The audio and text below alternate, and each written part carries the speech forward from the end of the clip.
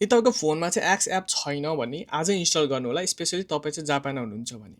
किन भन्दा भर्खर मात्र जापानको कुमामोतोमा ठुलो भुइँचालो गयो, धेरैजना मान्छेले ज्यान पनि गुमाउनु भयो। यदि तपाईँलाई याद छ भने 2024 को न्यू इयरको बेला पनि यस्तै ठुलो भुइँचालो गएको थियो जापानको इसिकावालाई सेन्टर गरेर। म त्यतिखेर निगातामा थिएँ, निगातामा पनि यति ठुलो इफेक्ट आएको थियो, इभन सुनामीको पनि वार्निङ आएको भएर चाहिँ म चाहिँ इभ्याकुएसन सेन्टरमा गएर बसेको थिएँ।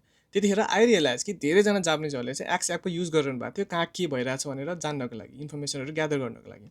मैले त्यतिखेर एउटा पोस्ट देखाएको थिएँ कि एकजना मान्छे चाहिँ बिल्डिङको तल च्यापेको रहेछ, उहाँले चाहिँ ट्विट गर्नुभएको थियो कि म यो ठाउँमा छु, मलाई हेल्प चाहियो भनेर। लेटर अन त्यो मान्छे रेस्क्युड पनि हुनुभयो। इफ तपाईँलाई याद छ भने 2011मा पनि यस्तै ठुलो भुइँचालो गएको थियो जापानमा, त्यतिखेर पनि अहिलेको एक्स, त्यतिखेरको ट्विटरले मान्छेहरूलाई धेरैजनालाई चाहिँ ज्यान जोगाउनलाई हेल्प गरेको थियो।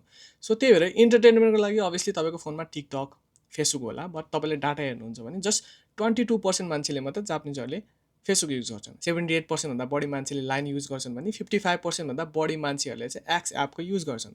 बट मोस्टली चाहिँ यस्तो इमर्जेन्सी कन्डिसनमा चाहिँ तपाईँको धेरै युजमा आउने भनेको चाहिँ एक्स एप हो। त्यही भएर तपाईँको फोनमा चाहिँ एक्स एप छैन भने चाहिँ आजै इन्स्टल गरेर राख्नु होला, र कसरी चाहिँ तपाईँले ह्यासट्यागको थ्रुबाट चाहिँ इन्फर्मेसनहरू ग्यादर हुँदो रहेछ, कसरी स्प्रेड हुँदो रहेछ भन्ने कुरा चाहिँ सिकेर राख्नु होला।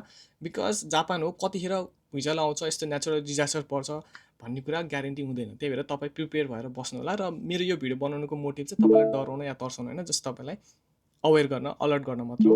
इफ तपाईँलाई भिडियो मन पऱ्यो भने साथीहरूलाई पनि सेयर गर्नु होला। And thank you so much for watching.